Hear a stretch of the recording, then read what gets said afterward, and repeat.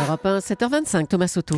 C'est une info qui est un peu passée inaperçue, perdue dans le tumulte des affaires. Mais François Bayrou a donc dit sur Europe 1 qu'il n'envisageait pas de se présenter à la présidentielle de 2017. Bonjour Caroline Roux. Bonjour Thomas. Il ne faut pas se tromper sur le sens de cette annonce qui nous donne des infos sur lui, mais aussi sur Alain Juppé. Mais surtout, il va falloir maintenant parler du pacte d'Aquitaine. Bayrou, le Béarnais, et Juppé, le Bordelais. Ils sont en train de poser en réalité les premières pierres d'une alliance. Alors le patron du Madem que j'ai eu en ligne hier soir assume bien sûr que nous avons calé cela ensemble. C'est une alliance profonde basée sur une proximité ancienne et pas un rapprochement de circonstances. Comprenez bien Thomas, c'est plus qu'une belle photo pour les municipales. En fait, ça va plus loin. On est déjà en 2017.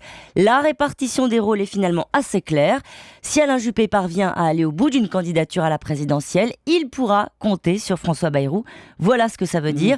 Comme le dit un proche du maire de Bordeaux, on a compris que les quelques points de François Bayrou auraient été bien utiles à Nicolas Sarkozy en 2012.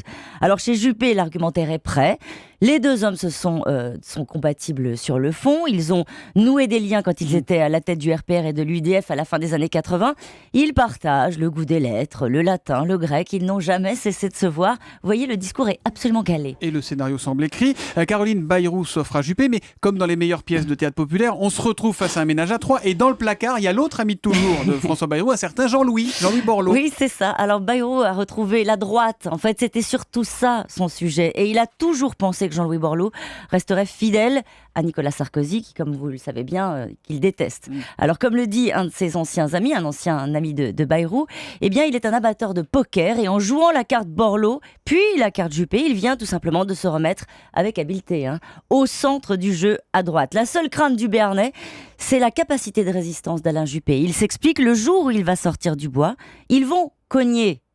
Vous avez compris Thomas, les amis de Nicolas Sarkozy. Mais attendez, est-ce que tout ça veut dire que Bayrou a vraiment renoncé à rouler pour lui ? Écoutez, il n'a plus de parti, il en est à sa 3e présidentielle ratée et il aura 66 ans en 2017.